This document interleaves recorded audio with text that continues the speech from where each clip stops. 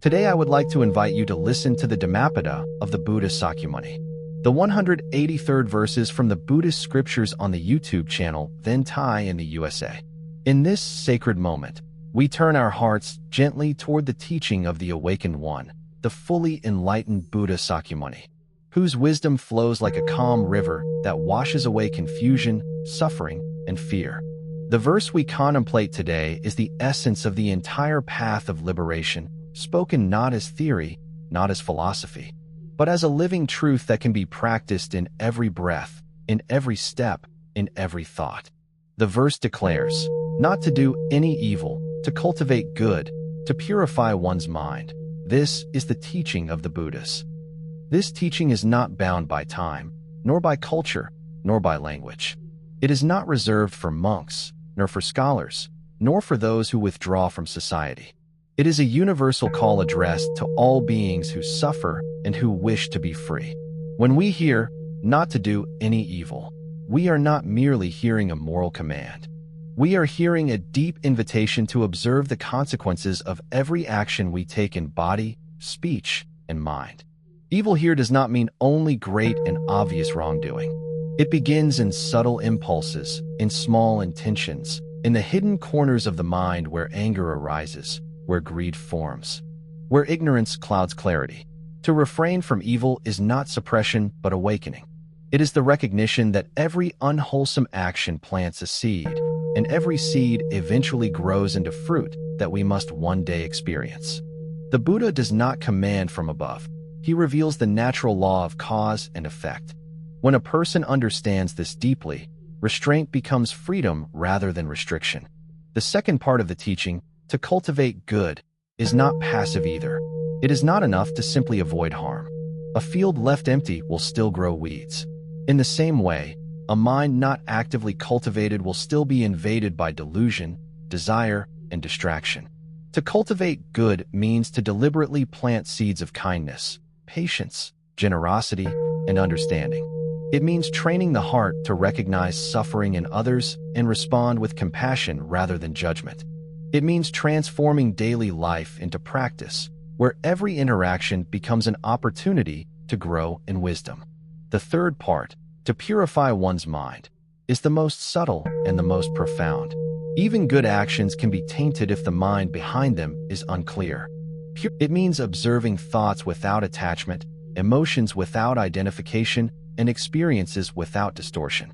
When the mind becomes clear like still water, it reflects reality as it is, not as we fear it, not as we desire it to be. This is the teaching of the Buddhas. Not many teachings, not complex doctrines, but one unified path expressed in three simple movements. Refrain from harm, cultivate goodness, purify awareness. Every Buddha of the past, present, and future teaches nothing beyond this essence. Now let us gently enter a true story preserved in the spirit of this verse. A story that reflects how ordinary life can become a field of awakening when these three principles are lived sincerely. In ancient times, during the era when the Buddha still walked among people, there was a merchant who lived in a large city filled with trade, noise, and constant movement. This merchant was not a monk, nor a scholar of scriptures. He was a simple man who dealt in goods, traveling between villages and cities to support his family. His life, like many others, was filled with competition, worry, and the constant pressure to survive. He often acted with haste, sometimes bending the truth in business, sometimes speaking harshly when stressed, sometimes acting without full awareness of the consequences. One day, while traveling on a long road under the heat of the sun, he encountered a wandering monk who sat quietly beneath a tree. The monk's presence was unlike anything the merchant had seen before. There was no agitation, no rush, no fear in him. The merchant, exhausted from his journey, stopped to rest nearby. He asked the monk why he seemed so peaceful despite having nothing in his possession. The monk did not speak immediately. He simply observed the wind moving through the leaves, the birds moving across the sky, and then turned to the merchant and spoke gently about the nature of the mind. He explained that suffering does not arise from the world itself, but from the untrained reactions of the mind toward the world. He said that when one refrains from harm, cultivates goodness, and purifies awareness, peace becomes natural rather than forced. The merchant was deeply moved, but also doubtful. He said that such teachings seemed too simple for the complexity of life. How could three principles address the struggles of trade, family responsibility, conflict, and survival? The monk responded not with argument, but with a question. When anger arises in the heart during business disputes, does it bring clarity or confusion? When greed arises, does it bring lasting satisfaction or more desire? When confusion dominates the mind, does it lead to wise decisions or regret? The merchant remained silent because he knew the answer from his own experience. That night, the merchant could not sleep. He reflected on every action he had taken, every harsh word he had spoken, every moment of dishonesty he had justified. For the first time, he saw not only his actions, but the inner condition that produced them. He saw how his mind was often untrained, reacting blindly to fear and desire. Slowly, a wish arose within him, not to change the world around him, but to change the quality of his own mind. From that day forward, he began practicing restraint in speech. He stopped speaking harshly even when provoked. He began observing his intentions before acting. He started to offer small acts of kindness without expecting return. Most importantly, he began to watch his mind, noticing how thoughts arose and disappeared like waves on water. At first, he struggled greatly, often forgetting his intention. But gradually, awareness became more natural. Years later, people who knew him remarked that he had changed. He was still a merchant, still living in the same world. He was no longer easily disturbed by gain or loss. His presence itself became calming to others. Those who asked him about his transformation were often told a simple reflection. Suffering begins in the mind, and freedom also begins in the mind. This story is not only about one merchant in ancient times. It is a mirror for every human being who lives in a world filled with pressure, distraction, and emotional turbulence. It shows that the teaching of not doing evil, cultivating good, and purifying the mind is not distant. It is immediately applicable, here and now, in the smallest decisions of daily life. When we bring awareness into our actions, even ordinary life becomes sacred. When we refrain from harmful speech, silence becomes peaceful. When we cultivate kindness, relationships become healing. When we purify the mind, even difficulties become teachers. In the early stage of practice, a person may clearly understand what is meant by not doing evil, yet still find themselves caught in habits formed over many years. The mind does not transform instantly. It moves through layers like soil being slowly turned over after a long season of neglect. Beneath the surface of ordinary behavior are deep impressions, intentions repeated countless times, reactions conditioned by fear, attachment, pride, and confusion. The teaching of the awakened one does not deny these conditions, but brings gentle light into them so they can be seen clearly without shame and without avoidance. When the mind begins to observe itself, something very important is discovered. Actions do not arise randomly. Every spoken word, every decision, every reaction begins with a subtle movement of intention. This intention is often so quick that it is not noticed. It appears as preference, as irritation, as attraction, as rejection. Only when awareness becomes steady can this moment before action be seen. In that moment, the entire path of liberation becomes accessible, because it is there that change is possible. The merchant from the earlier story continued his journey through life, but now his attention was divided between the outer world and the inner world. In business dealings, he began to notice how quickly the mind formed judgments about profit and loss. Previously, he would react immediately, speaking in ways that might harm others if it benefited him. Now, there was a small space before response, a moment of reflection. In that space, he would ask himself whether his intention was rooted in clarity or confusion. At first, this practice felt uncomfortable. The world of commerce rewarded speed, competition, and strategic thinking. Taking a moment to reflect seemed like a disadvantage. While others around him gained wealth and lost peace of mind, he found that even when he gained less, his heart became lighter. He no longer carried the hidden burden of regret that comes from actions taken without awareness. The teaching of not doing evil slowly revealed itself not as moral restriction, but as the removal of inner heaviness. To cultivate good began to take deeper meaning for him as well.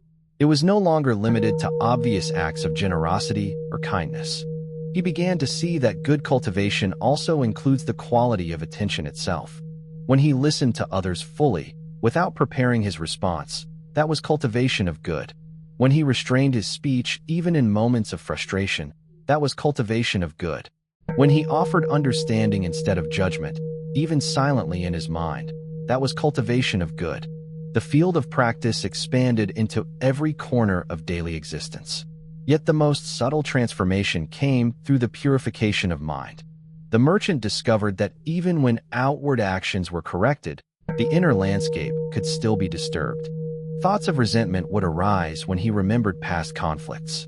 Thoughts of pride would appear when he succeeded. Thoughts of anxiety would arise when uncertainty entered his plans. At first, he believed these thoughts were personal identity. But through continued awareness, he began to see them as passing formations, not ownership, not self, not permanent reality. This realization was not intellectual. It was experiential. It came through repeated observation. Each time a thought arose, he learned to witness it without immediately acting upon it. Each time an emotion surged, he learned to feel it without being carried away. Each time a memory appeared, he learned to let it dissolve without constructing a story around it. During this period of transformation, the merchant once again met the wandering monk who had first spoken to him under the tree. This meeting occurred by chance in a different town. The merchant approached with gratitude, sharing how the teaching had changed his life in ways he could not have imagined. The monk listened quietly, then responded that what had changed was not the world, but the merchant's relationship to the world. This distinction was important. Liberation does not require altering external conditions. It requires awakening within the conditions that already exist. The monk then explained further that the teaching of the Buddhas is always complete in itself, yet it must be realized personally. Words alone cannot liberate, but they can point toward direct understanding. Like a finger pointing at the moon, the teaching is not the destination but the direction. One must look where it points, not cling to the finger itself. The merchant reflected deeply on this. He realized that in earlier years, he had treated teachings as external information. Now he understood them as invitations to direct experience. The difference was profound. It was the difference between reading about water and actually drinking it. As time passed, his practice deepened naturally. He no longer viewed the threefold teaching as separate instructions, but as one continuous movement of awareness. Not doing evil prevented disturbance. Cultivating good created harmony. Purifying mind revealed clarity. These were not three separate paths, but one unfolding realization. In moments of difficulty, when disputes arose in business or when misunderstandings occurred with others, he noticed that suffering always began with contraction of the mind. The moment the mind tightened around "I am right" or "I have been wronged," peace disappeared. When he remembered to loosen this contraction through awareness, understanding became possible again. In this way, practice was no longer confined to meditation periods or quiet moments, but became active in the midst of life's complexity. There were also times when he failed. Old habits returned. Words were spoken in anger. Impatience resurfaced. In those moments, instead of despairing, he learned to observe without judgment. He saw that failure itself could become a teacher. Each time he returned to awareness after forgetting, the clarity became stronger. The path was not linear. It was a continuous return. This reflects a deeper truth of the Dhammapada teaching. The path of purification is not about achieving perfection in behavior, but about cultivating continuous awareness that gently corrects the course of mind again and again. Like a river gradually carving through stone, it is consistency rather than intensity that brings transformation. As his life progressed, others began to notice not only his changed behavior, but also the atmosphere around him. People felt less tension in his presence. Conversations with him became calmer. Even in disagreement, there was less hostility. Without teaching directly, his way of being became a silent expression of the practice. This is the natural result of purification of mind. It radiates without intention. In the teaching of the Awakened One, karma is never something stored outside of present reality, waiting for future punishment or reward in a simplistic way. It is the living momentum of mind itself. Every intention becomes a trace, and every trace becomes a tendency. These tendencies shape how a person sees the world, how they interpret events, and how they respond to situations even before conscious thought arises. Thus, liberation is not only about future outcomes, but about transforming the very way experience is constructed in the present moment. When the mind is untrained, intention and reaction are almost identical. A feeling arises and immediately becomes action. A thought appears and immediately becomes speech or behavior. There is little space between stimulus and response. In this condition, suffering is repeatedly reinforced because unexamined reactions often carry traces of greed, aversion, or confusion. Even when the intention is not intentionally harmful, the lack of awareness allows subtle harm to occur, both inwardly and outwardly. However, as awareness develops, a new space appears. This space is not physical but experiential. It is the space in which one can recognize intention before it becomes action. In this space, freedom becomes possible. The teaching of not doing evil begins to function here in its most practical form. Evil is no longer only what is done. It is what is about to be done, but is seen clearly enough to be transformed before manifestation. The merchant, continuing his life in the world of trade and responsibility, began to notice this space more frequently. At first, it appeared only occasionally, in moments of calm or reflection. But as practice continued, it began to appear even in moments of stress. When a difficult negotiation arose, he could feel the rise of irritation before it became speech. When greed for advantage appeared, he could observe it before it shaped his decision. This observation itself weakened the automatic power of unwholesome tendencies. He also began to understand that cultivating good is not always about adding something new, but often about interrupting harmful momentum. A kind word spoken instead of a harsh one does not only create external harmony, it interrupts an internal chain of suffering. A moment of patience does not only benefit others, it prevents the strengthening of agitation within the mind itself. In this way, goodness becomes both ethical action and mental healing. Purification of mind, in this stage of understanding, reveals itself as the most subtle dimension. The merchant discovered that even when outward actions were corrected and kindness was increasingly practiced, the mind could still carry deep habitual patterns. Sometimes, even after acting kindly, there would be internal satisfaction rooted in pride. Sometimes, even after refraining from harm, there would be subtle judgment toward others who had not done the same. These hidden movements were not obvious at first, but through continued mindfulness, they became visible. When these subtle formations were seen clearly, the teaching deepened further. The goal was no longer simply to act correctly, but to see clearly without distortion. Seeing clearly means perceiving thoughts and emotions as they arise without immediately identifying with them. A thought of anger is seen as a thought of anger, not, "I am angry." A feeling of desire is seen as a passing condition, not "this is who I am." This shift in perception is the beginning of true purification. At this stage, the merchant began to experience moments of deep inner stillness even in the midst of activity. While walking through markets filled with noise, he could remain inwardly quiet. While engaging in conversation, part of his awareness remained steady and observing. This was not dissociation from life, but a more integrated form of presence. There were also moments when old patterns returned strongly. A harsh insult from a competitor once triggered anger so intense that he responded with words he later regretted. In that moment, he saw clearly how quickly awareness could be lost. Instead of discouragement, however, this experience became a powerful lesson. He realized that the path is not measured by never falling, but by how quickly one returns to awareness after falling.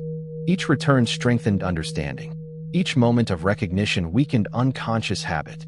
Slowly, the mind became less reactive and more reflective. The gap between perception and response widened just enough for wisdom to enter. The monk he had met earlier once explained this simply. Suffering continues not because we experience life, but because we cling to unexamined reactions to life. When reactions are seen clearly, they lose their compulsive force. When they lose their force, freedom naturally appears. This understanding is reflected deeply in the essence of the teaching preserved within the Dhammapada, where liberation is always pointed back to direct observation rather than abstract belief. The path is not about becoming someone new, but about seeing what is already occurring with complete clarity. As time passed, the merchant began to notice something even more profound. The sense of a fixed self that was struggling to improve gradually became less solid. Instead, there was simply a flow of conditions, thoughts arising, emotions passing, sensations appearing, decisions forming, actions occurring. The more clearly this flow was seen, the less ownership there was over it. Without ownership, there was less burden. Without burden, there was more ease. This does not mean life became passive or indifferent. On the contrary, actions became more precise, more considerate, more responsive. But they were less driven by egoic tension. Decisions were made with clarity rather than compulsion. Words were spoken with awareness rather than impulse. Work was done with attention rather than anxiety. In this way, the threefold teaching, refraining from harm, cultivating goodness, and purifying mind, began to merge into one continuous expression of awareness in daily life. It was no longer a structured practice, but a natural way of being. Nama Amitabha blessed to all. I hope to bring this merit towards all disciples and sentient beings, all of whom will attain Buddhahood. Please click like, share, and subscribe to help me grow my YouTube channel. Thanks you for watching my video.